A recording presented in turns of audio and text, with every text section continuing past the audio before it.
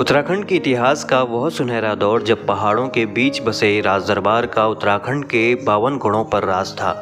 वह दौर जिसने उत्तराखंड की आराध्य देवी नंदा की कैलाश यात्रा को संजो कर रखा और जिसने उत्तराखंड के सांस्कृतिक विरासत को नए आयाम दिए। जिस दौर के निर्माण कार्य आज भी उत्तराखंड के इतिहास की आप बीती कहते हैं, उसी सुनहरे इतिहास की कहानी कहता है चमोली में आदिबद्री से 3 किलोमीटर दूर स्थित चांदपुर गढ़ी का किला। अटागाड़ नदी के कलकल करती जलधारा के किनारे चांदपुर गढ़ी का किला है। इतिहास और पुरातात्विक साक्ष्यों के अनुसार भिलंग राज्य के राजा सोनपाल ने चांदपुरगढ़ में शासन किया था। राजा सोनपाल की एक इकलौती पुत्री थी जिसका विवाह उन्होंने मालवा के राजकुमार कनकपाल से किया।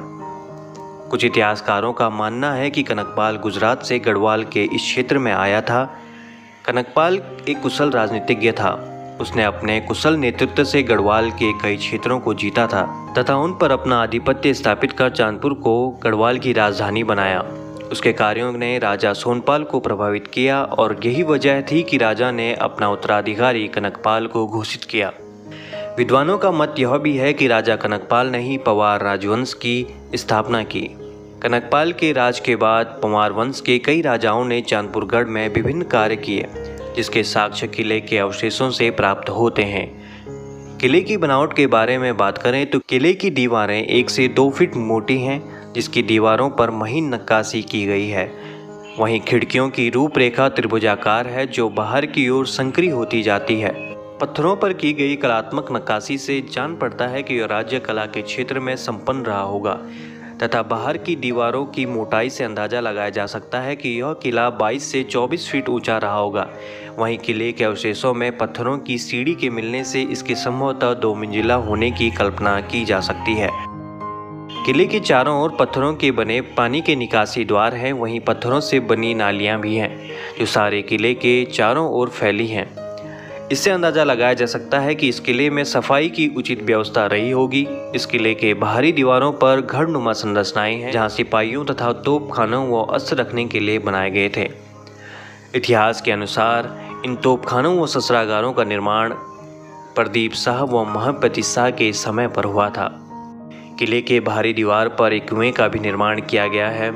वहीं इसके बाईं दीवार पर 2 प्रांगणों में चारों कोनों पर ओखली नुमा संरचनाएं हैं जहां संभवतः कर के रूप में वसूले गए अनाजों को पीसा जाता था। इसके अतिरिक्त किले के अंदर पवारों की इष्ट देवी दक्षिण महाकाली राजराजेश्वरी का मंदिर है।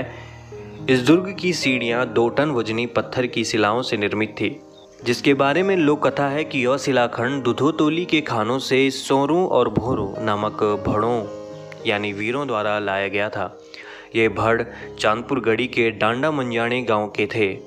आज भी कांसुओं के ऊपर कंड्याली धार में इन वीरों की खंडित मूर्तियां इनकी वीर गाथा की कहानी कहते हैं। मां नंदा की विश्व प्रसिद्ध यात्रा में आराध्य देवी चांदपुर गढ़ी में ठहरती हैं, जहां आज भी राजा के पूर्वज विधि विधान से इस यात्रा का संचालन करते हैं। 7वीं शताब्दी में गढ़वाल राजा सालीपाल ने राजधानी चांदपुर गढ़ी से श्री नंदा को 12वें वर्ष में मायके से कैलाश भेजने की परंपरा शुरू की, जिसका निर्वहन आज भी राजा के वंशजों द्वारा किया जा रहा है। पुरातात्विक साक्ष्यों के अनुसार पवार वंश का 37वां राजा यानी राजा अजयपाल बड़ा शक्तिशाली था। उस समय समस्त गढ़वाल में राजनीतिक उथल पुथल थी। उसने इस मौके का लाभ उठाकर गढ़वाल के 52 गढ़ों को जीतकर एक झंडे के अधीन कर दिया और तब से उसके द्वारा जीते गए ये समस्त क्षेत्र गढ़वाल कहलाया। इतिहासकारों के अनुसार राजा अजयपाल ने 1173 ईस्वी में अपनी राजधानी चांदपुर से श्रीनगर गढ़वाल के देवलगढ़ में स्थानांतरित कर दी। तभी से यह समृद्ध क्षेत्र तज्य हो गया। साम्राज्य विस्तार व राजधानी के स्थानांतरण से चमोली के सीमांत खंडों पर कुमाऊं के राजाओं और गोरखाओं का आक्रमण होने लगा। चांदपुरगढ़ के स्थानीय जनों के अनुसार राजा जयपाल का राजधानी परित्यज्य करने का कारण गोरखाओं का आक्रमण भी था, जिसने दुर्ग के अधिकांश हिस्सों को क्षति पहुंचाई थी, जिसके कारण राजा को यह स्थान छोड़ना पड़ा। हालांकि इसका कोई निश्चित परिमाण नहीं मिलता है। शायद छोड़ने के बाद गोरखाओं का आक्रमण इस क्षेत्र पर हुआ हो, क्योंकि तब यह क्षेत्र राजा के विशाल सैन्य शक्ति से वंचित था। गढ़वाल की स्थानीय गाथाओं के अनुसार गोरखाओं के 3 बार गढ़वाल पर आक्रमण किया, जिसमें तीसरी बार गढ़वाल नरेश प्रद्युम्न शाह की मृत्यु हुई। उनकी मृत्यु के बाद उनके उत्तराधिकारी सुदर्शन शाह को अंग्रेजों से संधि करनी पड़ी और यहीं से पंवार राजाओं के इस युग का अंत हुआ। चांदपुर गढ़ी कर्णप्रयाग से 18 किलोमीटर व आदि बद्री से महज 3 किलोमीटर की दूरी पर स्थित है। आप यहाँ कुमाऊं के रास्ते और हल्द्वानी गैरसैंण होते हुए या गढ़वाल से रुद्रप्रयाग कर्णप्रयाग होते हुए पहुँच सकते हैं। उत्तराखंड के इतिहास को संजो रहा इस किले के अवशेषों को आप भी देखकर उत्तराखंड के इतिहास के बारे में जानकारी ले सकते हैं। अगर आपको वीडियो पसंद आई हो तो वीडियो को लाइक शेयर करना ना भूलें।